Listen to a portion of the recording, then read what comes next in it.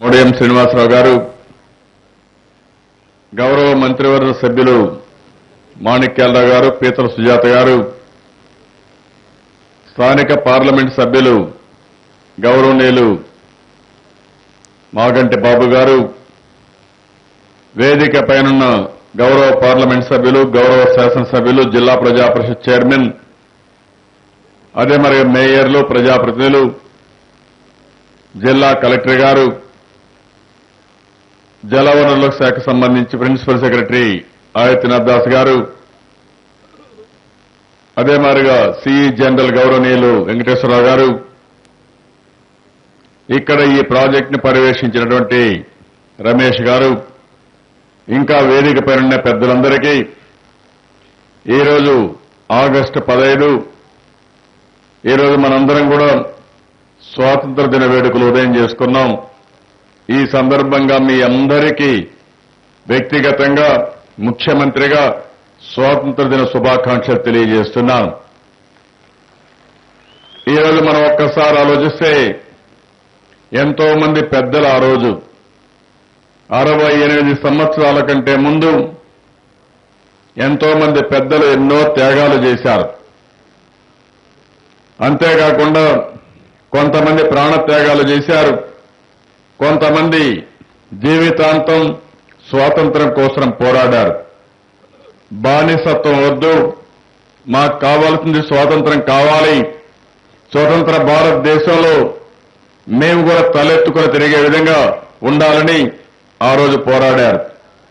వారి త్యాగాల ఫలితమే మనకు స్వాతంత్రం వచ్చింది. అయితే ఈరోజు స్వాతంత్రం వచ్చిన తర్వాత ఆనాటి నాయకులు ఎన్నో కలలు కన్నారు. పేదరికం పోవాలని, అనారోగ్యం ఉండకూడదని, అందరూ చదువుకోవాలని, మెరుగైన జీవన ప్రమాణాలు రావాలని అనేక కలలు కన్నారు. కానీ 68 సంవత్సరాలు పూర్తి చేసుకుని 69వ సంవత్సరానికి వచ్చినా ఇంకా సమస్యల సుడిగుండంలోనే ఉన్నాం. గ్రామాలకు రోడ్లు లేవు, తాగడానికి మంచినీళ్లు లేవు, మన పిల్లలకు సరైన ఉద్యోగాలు లేవు, చదువుకోవాలంటే పేదవాళ్ళకి సరైన చదువు కూడా వచ్చే పరిస్థితి లేకుండా పోయింది. ఇలాంటి సందర్భంలో మనకైతే ఇంకో విధంగా ఆలోచిస్తే రాష్ట్ర విభజన, దానివల్ల ఇంకా ఎక్కువ ఇబ్బందులు వచ్చాయి.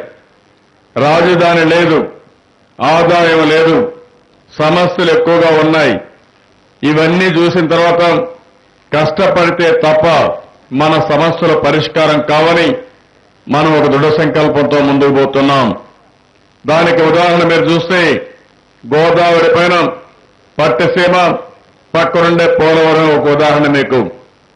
ఈ సందర్భంగా మనం అందరం కూడా ప్రధానమంత్రి నరేంద్ర మోడీ గారిని, ఎన్డీఏ ప్రభుత్వాన్ని అభినందించాల్సిన అవసరం ఉంది. ఎందుకంటే ఆనాడు మనం చూస్తే కాంగ్రెస్ నాయకులు చేసిన తప్పుడు విధానం రాజకీయ ప్రయోజనాల కోసం, రాహుల్ గాంధీని ప్రధానమంత్రి చేయడం కోసం మన పొట్టగొట్టారు. ఆ రోజు అందరం కలిసి హైదరాబాద్ లో ఉండి అభివృద్ధి చేస్తే ఈరోజు ఉన్న పడంగా సరైన న్యాయం కూడా చేయకుండా మనల్ని ఇక్కడ పంపించే పరిస్థితి వచ్చింది. ఆ రోజు పోలవరం ప్రాజెక్టు నేషనల్ ప్రాజెక్టు చేస్తామని చట్టంలో పెట్టామని మాయమాటలు చెప్పారు. కానీ వాస్తవానికి మీరు ఒకసారి చూస్తే 7 మండలాలు ఏవైతే పోలవరంలో ముంపుకు గురవుతాయో అవన్నీ తెలంగాణలో పెట్టే పరిస్థితి వచ్చింది. దీనివల్ల అనేక ఇబ్బందులు వచ్చే పరిస్థితి వచ్చింది. ఈరోజు ఆ 7 మండలాలు అక్కడే ఉంటే మనకు సమస్యలు వచ్చేటివి. కానీ ప్రధానమంత్రిగా నరేంద్ర మోడీ గారు ప్రమాణ స్వీకారం చేసిన రెండో రోజే కేబినెట్ మీటింగ్ పెట్టి ఆ కేబినెట్ లో ఒక ఆర్డినెన్స్ పాస్ చేసి ప్రెసిడెంట్ యొక్క కన్సెంట్ తీసుకుని తర్వాతనే పార్లమెంట్ సమావేశాలు పెట్టారు. దానివల్ల పోలవరం కలగా ఉండేది. ఈరోజు పోలవరం ప్రాజెక్టు ఒక నిజమైంది. తప్పకుండా 2018 కంటే ముందే పోలవరం ప్రాజెక్టు సాధించి తీరుతాం, దాంట్లో అనుమానం అవసరం లేదని చెప్పి కూడా నేను మీకు తెలియజేస్తున్నా. పోలవరం ప్రాజెక్టు రావాలి. పోలవరం ప్రాజెక్టు వస్తే ఏదైతే గోదావరి డెల్టా, అటు తూర్పు గోదావరి, ఇటు పశ్చిమ గోదావరి 2 జిల్లాలకు కూడా ఎప్పుడు కూడా నీటి సమస్య ఉండదు. మీరు ఒక్కసారి గుర్తుపెట్టుకోవాలి. ఈరోజు గోదావరి బ్యారేజ్, ధవళేశ్వరం బ్యారేజ్ కట్టింది. ఆ రోజు కాటన్ అయితే 2 పంటలకు నీళ్లు ఇవ్వచ్చని నీళ్లు ఇచ్చిన ఘనత మన నాయకుడు ఎన్టీ రామారావు గారికి దక్కింది. ఆ విషయం మనం గుర్తుపెట్టుకోవాల్సిన అవసరం ఉంది. ఆ తర్వాత మీరు చూస్తే ఎంత కరువు వచ్చినా 1 ఎకరా కూడా ఎండిపోకుండా నీళ్లు ఇచ్చాం. భవిష్యత్తులో పోలవరం ప్రాజెక్టు పూర్తయిన తర్వాత ఈ 2 జిల్లాల్లో 1 ఎకరా కూడా నీళ్లు లేవని, లేకుంటే నీళ్ల ఇబ్బంది లేకుండా చేసే బాధ్యత తెలుగుదేశం ప్రభుత్వం తీసుకుంటాం, ఎన్డీఏ సహకారంతో అని చెప్పి కూడా నేను మీకు తెలియజేస్తున్నాను. ఇంకో పక్క మీరు ఒకసారి ఆలోచిస్తే ఈ ప్రాజెక్టు 4 సంవత్సరాలు అవుతుంది. నేను ఆలోచించాను. ఈరోజు సముద్రంలో మీరు చూస్తున్నారు. ఈ యొక్క గోదావరిలో ఇప్పటికీ దగ్గర 600 టీఎంసీ నీళ్లు సముద్రంలోకి పోయాయి. గడచిన 25 సంవత్సరాల ఆవరేజ్ తీసుకుంటే దగ్గర 2500 నుంచి 3000 టీఎంసీ నీళ్లు సముద్రంలోకి పోతున్నాయి. ఒక పక్క నీళ్లన్నీ సముద్రంలోకి పోతున్నాయి. ఇంకో పక్క రాయలసీమలో కరువు ఉంది, ఉత్తరాంధ్రలో కరువు ఉంది, అనేక సమస్యలు ఉన్నాయి. అదే మరి ఈ జిల్లాలో కూడా మెట్ట ప్రాంతాల్లో భూగర్భ జలాలు బాగా పడిపోయే పరిస్థితి వచ్చింది. ఇది చూసిన తర్వాత నేను అనేక మీటింగ్లు పెట్టుకున్నాను. అందరితో కలిసి సంప్రదించాను. అన్నీ చేసిన తర్వాత నాకు అనిపించింది, నీళ్లు ఇస్తే రైతు బంగారు బండి ఇస్తాడు. ఆంధ్రప్రదేశ్లో ఆదర్శ రైతాంగం ఉంది. నీళ్లుండే ప్రాంతాలకు వలస వెళ్లారు, రాయచూరు వెళ్లారు, కర్ణాటకకు వెళ్లారు, మహారాష్ట్ర వెళ్లారు, కడకు విదేశాలు కూడా ఆఫ్రికాకు కూడా వెళ్లి అక్కడ వ్యవసాయం చేస్తున్నారంటే అది మన రైతు యొక్క ఆదర్శం. అంత ధైర్యంగా ముందుకు పోగలుగుతున్నారు. నేను ఈ సందర్భంగా ఆలోచించింది, ఆంధ్రప్రదేశ్ రాష్ట్రాన్ని కరువు రహిత రాష్ట్రంగా తయారు చేయాలని ఏం చేస్తే బాగుంటుందని ఆలోచించాను. గోదావరిలో సముద్రంలోకి నీళ్లు పోతున్నాయి. కృష్ణా నదిలో నీళ్లు తగ్గిపోయినాయి.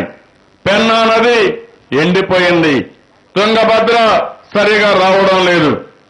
ఈ పక్క వంశధార, నాగావళి నదులు శ్రీకాకుళం, విజయనగరంలో నీళ్లు వచ్చే పరిస్థితి ఉంది. అక్కడ ప్రాజెక్టులు కట్టలేదు. ఇలాంటి చూసిన తర్వాత ఈ యొక్క సాగునీటి ప్రాజెక్టులకు ప్రాధాన్యత ఇవ్వాలని మనం శ్రీకారం చుట్టాం.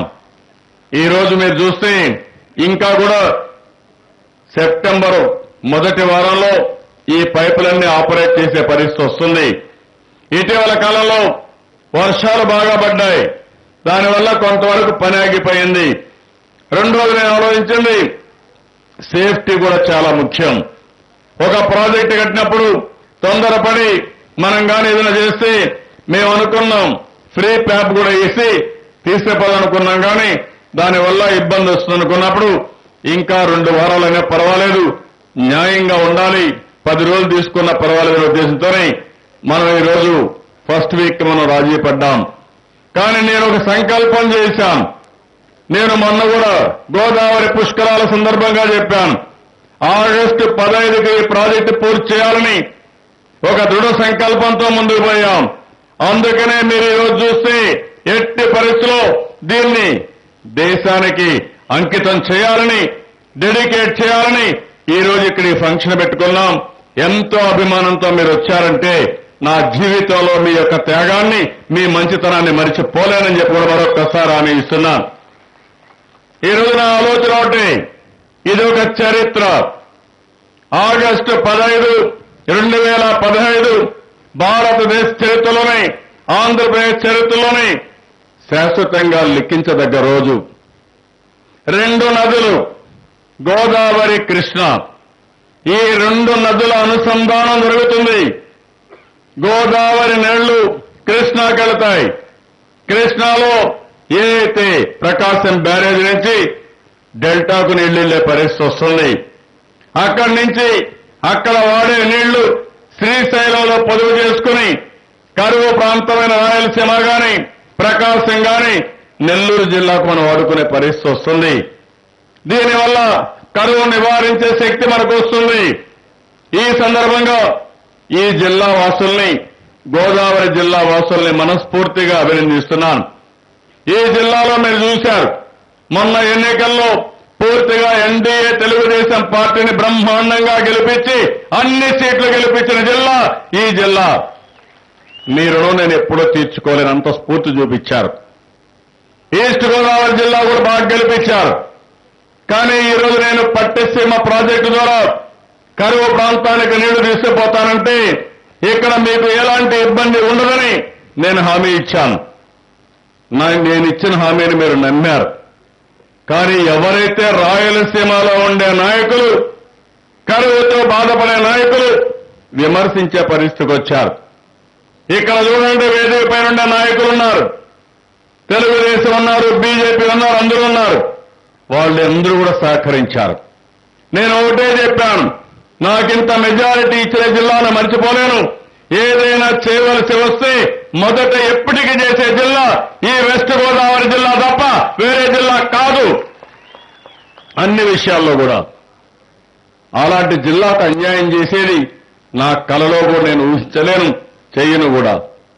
కానీ ఈరోజు నేను చేసిన సంకల్పానికి మీరు బ్రహ్మాండంగా సహకరిస్తే వైఎస్ఆర్ కాంగ్రెస్ నాయకులు మొన్నే పులివెందల్లో నీళ్లు కూడా లేకుండా చీనీ చెట్టు ఎండిపోతే 1.5 టీఎంసీ నీళ్లు ఇస్తే వాళ్ళు ఎంతో ఆనందపడిపోయారు. పంటలు కాపాడుకున్నామని ఆనందపడ్డారు.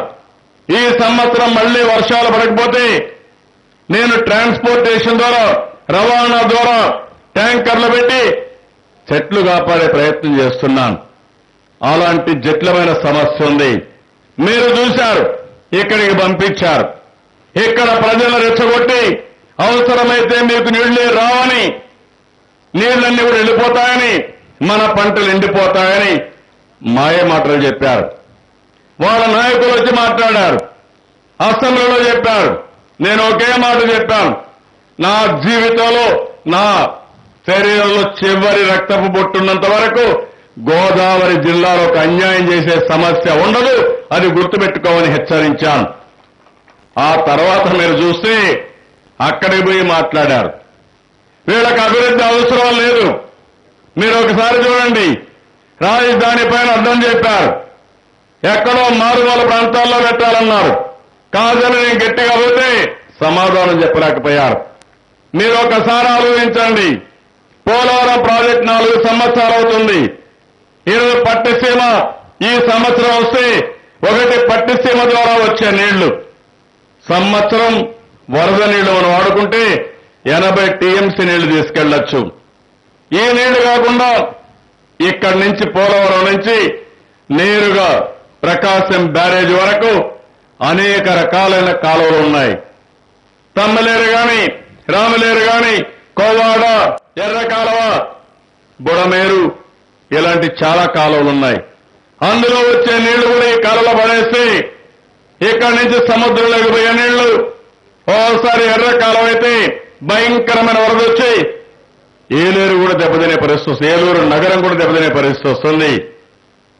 అలాంటి సందర్భంలో దీనికి మనం ప్రాధాన్యత ఇచ్చి ఈ నీళ్లు అక్కడ తీసుకుపోతే మనకు చాలా ఉపయోగపడతాయనే ఉద్దేశంతో ఇలాంటి కార్యక్రమం చేశాం.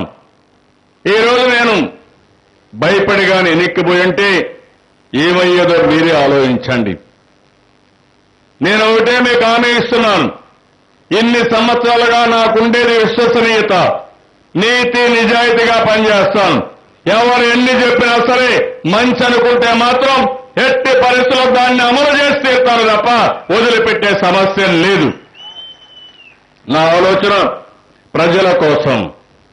కష్టాల్లో ఉన్నాం, ఇబ్బందుల్లో ఉన్నాం.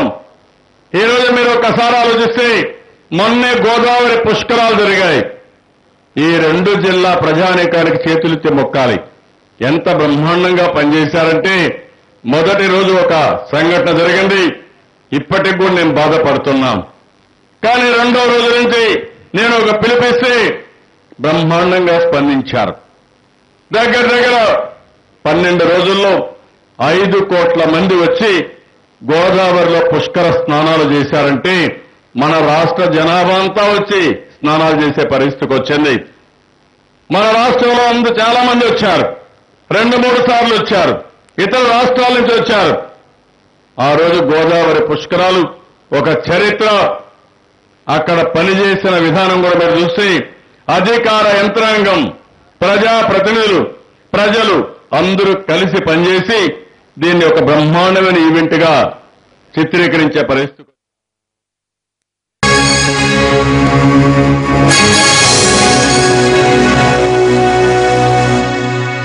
మేము తయారు చేసే టైర్లు మీ ముఖంపై చిరునవ్వును చిందిస్తాయి, మిమ్మల్ని పరవశింపజేస్తాయి, మరువలేని మధుర క్షణాలను సృష్టిస్తాయి.